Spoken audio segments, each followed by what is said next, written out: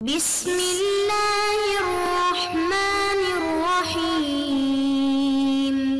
اعوذ باللہ من الشیطان اللعین الرجیم بسم اللہ الرحمن الرحیم وبہ نستعین وہو خیر ناصر ومعین الحمدللہ رب العالمین وصلی اللہ علی محمد وآلہ الطیبین الطاہرین المعصومین۔ ہماری گفتگو کتاب المقاصد کے دوسرے حصے کتاب البیع کے مباحث میں جاری ہے، اور آج کے اس درس کا عنوان اباح تصرف کے اس بات میں کاشف الغطا کا کلام اور اس کا نقد ہے جو بیان ہوگا۔ آج کے ہمارے اس درس کے اندر جو اہم مطالب ہیں ان میں سے ایک مطلب اباح تصرف کے اس بات میں کاشف الغطا کی نظر کا بیان ہے۔ درواقع گزشتہ درس کے اندر ہم بحث کر رہے تھے کہ سبھی کے جو معاملات ہیں وہ درست نہیں ہیں، یعنی اس کے حکم پر کوئی اثر مترتب ہونے والا نہیں ہے، وہ مسلوب العبارہ ہے۔ لیکن ایک اور جہت جس سے بحث آج ہونے جا رہی ہے وہ یہ ہے کہ جب یہ سبھی معاملہ انجام دیتا ہے اور وہ چیز جب مد مقابل شخص اس سبھی سے لیتا ہے تو آیا اس کے اندر اسے اباح تصرف حاصل ہوتا ہے یا نہیں ہوتا، یعنی آیا تصرف اس کے لیے مباح ہے یا مباح نہیں ہے۔ اس سلسلے میں جو ہے آج یہ گفتگو ہونے جا رہی ہے جس میں کاشف الغطا اس اباح تصرف کو ثابت جانتے ہیں، اور اس کے بعد شیخ انصاری ان کے اس نظریے میں اشکال فرماتے ہیں اور نقد کرتے ہیں۔ اس کے بعد ہم دیکھیں گے کہ کس طرح شیخ اس کے نظریے کو نقد کرتے ہیں۔ تو سب سے پہلے ہم چلتے ہیں کاشف الغطا کی نظر کی طرف کہ اس طرح سے وہ اباحے کو ثابت جانتے ہیں۔ فرماتے ہیں کہ وقال کاشف الغطا رحمہ اللہ، کہ مرحوم کاشف الغطا فرماتے ہیں کہ بعد المن عن صحت عقد الصبی اصالۃ و وکالۃ، فرماتے ہیں کہ اس مطلب کے بعد کہ وہ انکار کرتے ہیں اور ممنوع جانتے ہیں سبی کے عقد کی صحت کو، اصالتاً ہو یعنی وہ سبی خود جو ہے اپنی جانب سے اس معاملے کو انجام دے، و وکالتاً یا کسی نے اسے وکیل بنایا ہو اور وہ اس معاملے کا وکیل کے عنوان سے طرف قرار پائے۔ آقا فرماتے ہیں کہ نہیں، اس سبی کا عقد نہ اصالتاً درست ہے نہ وکالتاً درست ہے۔ اس کے بعد ما لفظہ، وہ جو چیز کاشف الغطا فرماتے ہیں ان کے الفاظ فرماتے ہیں اس طرح سے ہے کہ نعم ثبت الاباحہ فی معاملۃ الممیزین، فرماتے ہیں کہ جو ممیزین ہیں ان کے معاملے میں اباحہ جو ہے وہ ثابت ہے۔ اس طرح سے یعنی یہاں پر دو درواقع قید بیان کرتے ہیں کہ دو صورتیں بلکہ بیان کرتے ہیں کہ ان دو صورتوں میں ممیزین وہ بچے کے جو تمیز رکھتے ہیں حق اور غیر حق کے درمیان، چیزوں کی غلط اور صحیح کے درمیان کی جو تشخیص ان کو حاصل ہے، اس طرح کے بچے جب معاملہ انجام دیتے ہوں تو دو صورتیں بیان کرتے ہیں۔ ان دو صورتوں میں آپ فرماتے ہیں کہ اباحہ ثابت ہوتا ہے کہ اگر مد مقابل شخص ان سے وہ چیز لیتا ہے تو اسے اباح تصرف جو ہے وہ حاصل ہے۔ اذا جلسوا مقام اولیائہم، پہلی صورت کہ جب وہ بیٹھ جائیں اپنے اولیاء کی جگہ پر، مثلا مثال کے طور پہ دکان ہے اور اس کا باپ چلا گیا کہیں گھر وغیرہ کے کام کے لیے، اب وہ بچہ جو اس کا بیٹا ہے وہ سبھی ممیز وہ اس میز کے پیچھے اس کی جگہ پہ اس کرسی پہ بیٹھا ہوا ہے، تو یہ وہاں اپنے باپ کی جگہ پہ بیٹھ کے وہ معاملات اس دکان کے انجام دے رہا ہے۔ او تظاہروا علی رؤوس الاشہاد، یا فرماتے ہیں کہ وہ تظاہر کریں، سامنے ہوں لوگوں کے آنکھوں اور ان کے کانوں کے سامنے ان معاملات کو انجام دے، یعنی مرآ اور مسمع مردم ہوں، لوگوں کے سامنے جو ہے وہ اس طرح کے معاملات انجام دے رہے ہوں علی رؤوس الاشہاد، کہ اس مشاہدے کے معرض میں وہ قرار پائیں۔ مثال کے طور پر وہ اپنے گھر کے باہر جو ہے وہ دروازے پر بیٹھا ہوا ہے، بچہ کوئی چیز بیچ رہا ہے، یا مثال کے طور پہ مثلا کسی چوراہے پہ وہ بچہ جو ہے بیٹھا ہوا ہے چیزوں کو بیچ رہا ہے، خرید رہا ہے، مثلا اس طرح کہ لوگوں کے سامنے جو ہے وہ آ کر یہ معاملات انجام دے رہا ہو۔ تو یہاں پر آپ فرماتے ہیں کہ جب اس طرح سے ہو تو ان ممیزین کے معاملے میں اباحہ جو ہے وہ ثابت ہو جاتا ہے۔ اچھا، وہ اس طرح سے مثلا باہر لوگوں کے سامنے آ کر معاملہ کرتے ہوں، تظاہروا علی رؤوس الاشہاد، کہ حتی یظن ان ذلک من اذن الاولیاء، کہ یعنی اس انداز سے ان کا یہ بیٹھنا ہو اپنے اولیاء کے مقام پر یا لوگوں کے سامنے اس طرح سے معاملات کو انجام دینا ہو کہ گمان کیا جاتا ہو کہ یہ ان کے اولیاء کی اجازت سے ہے، خصوصاً فی المحقرات۔ فرماتے ہیں کہ ویسے تو یعنی اس کلام کے مطابق بات جو سامنے آ رہی ہے خصوصاً کہہ کے یہ بات یہاں سے سمجھ میں آتی ہے کاشف الغطا ویسے تمام محقرات ہوں، چاہے خطیرہ چیزیں ہوں، یعنی قیمت و قدر و قیمت کے اعتبار سے بہت بڑی چیزیں ہوں، بڑی قیمت کی حامل ہوں، ان میں فرق نہیں ہوتا، ان کے نقطہ نگاہ سے دونوں میں جو ہے وہ یہ اباحہ ثابت ہے. لیکن فرماتے ہیں کہ خصوصاً فی المحقرات، خصوصاً جو ہے وہ محقرات کے اندر وہ چیزیں جو اشیاء یسیرہ ہیں، جو قدر و قیمت میں کم ہیں، چھوٹی ہیں، تو ان کے اندر آپ فرماتے ہیں کہ خاص طور پر یہ اباحہ ثابت ہو جاتا ہے. تو اس طرح آغا فرماتے ہیں کہ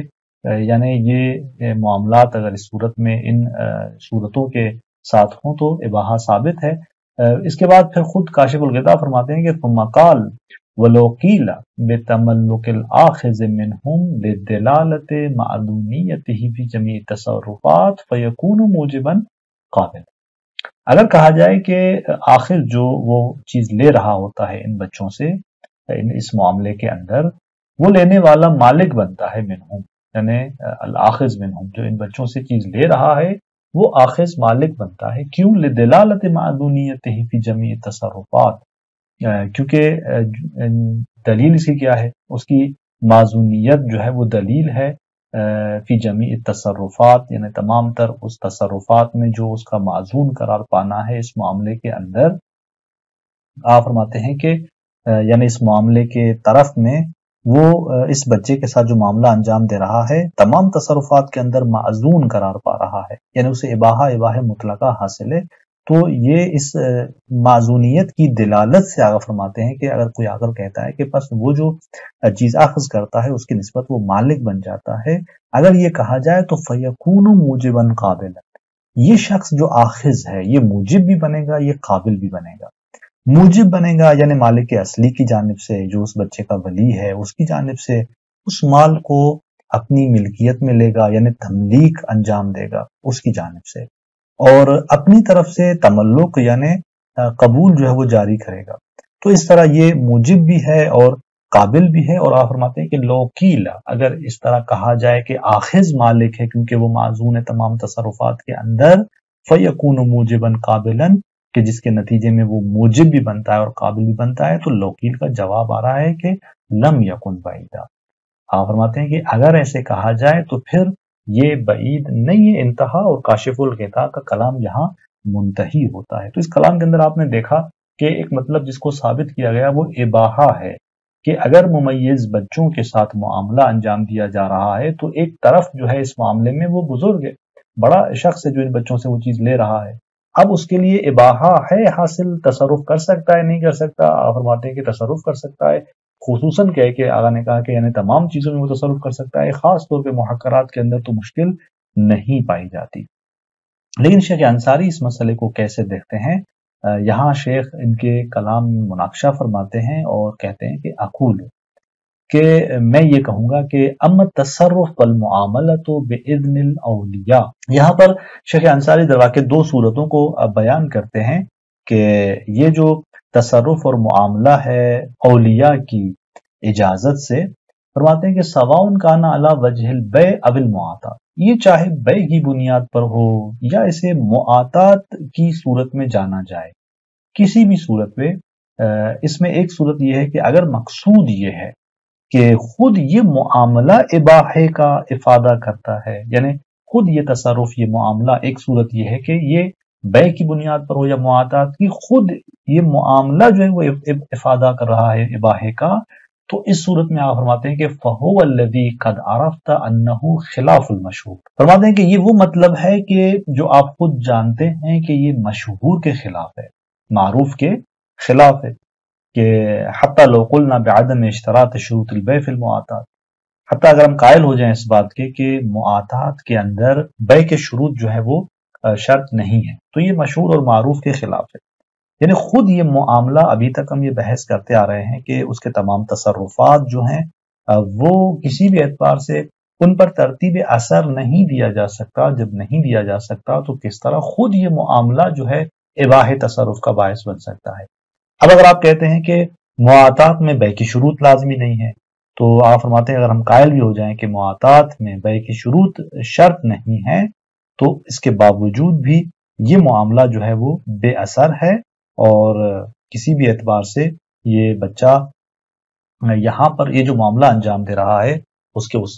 تصرف پر یعنی اس طرح کے اس کے معاملے پر کوئی اثر مترتب ہونے والا نہیں ہے اور یہاں اباحہ تصرف حاصل نہیں ہوتا، لأنها تصرف لا محالہ، کیونکہ یہ ایک اگر ہم کہتے ہیں کہ قائل ہو جائیں کہ مثلا یہ معاہدات کے اندر بے کی شروط مثلا نہیں ہے، لأنها پھر بھی یہ درست نہیں ہے، کیوں؟ لأنها تصرف لا محالہ وإن لم تكن بیان، یہ خود ایک تصرف ہے کہ اگرچہ وہ بے نہ ہو، بل ولا معاوضہ، اگرچہ کوئی معاوضہ نہ ہو، اس پر ایک معاوضے کا عنوان نہ آپ کریں تب بھی ایک تصرف ہے، اور جب تصرف ہے تو آپ فرماتے ہیں کہ بچے کے جو معاملات ہیں وہ تو مطلقہ باطل ہیں، مسلوب العبارہ ہے، وہ اس کے تصرف پہ تو کسی بھی اعتبار سے جو ہے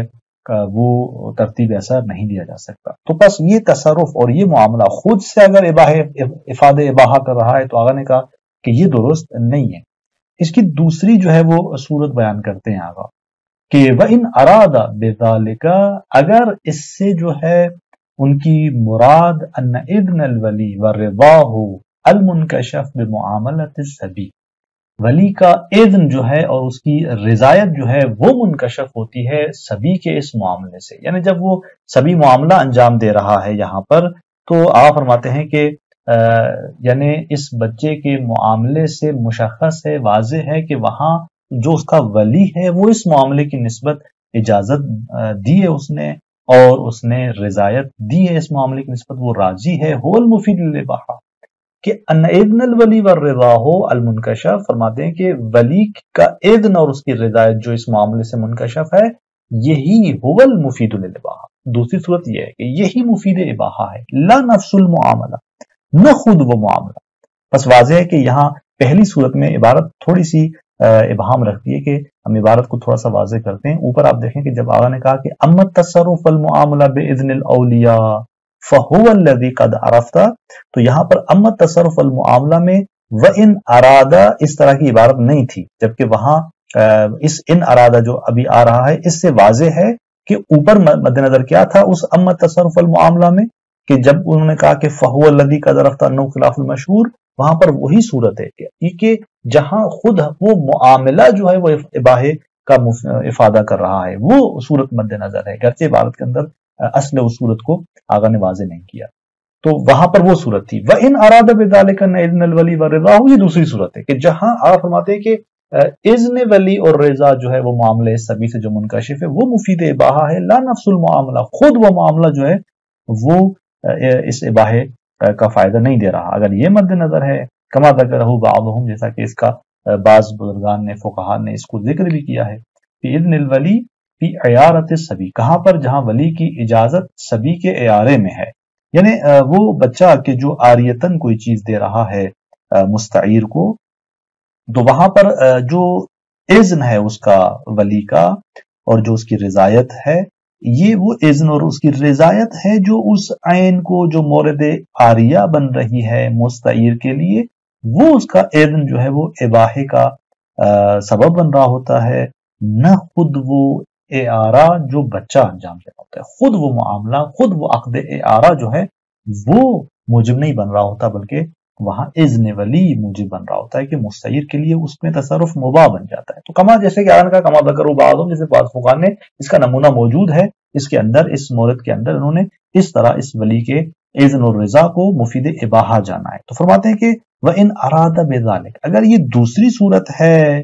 تو یہاں پر آپ فرماتے ہیں کہ فَتَوْضِيحُهُ مَا ذَكَرَهُ بَعْضُ الْمُحَقِّقِينَ مِنْ تَلَامِذَتِهِ، کہ اس کی توضیح جو ہے وہ بات ہے کہ وہ مطلب جو ہے اس کی توضیح میں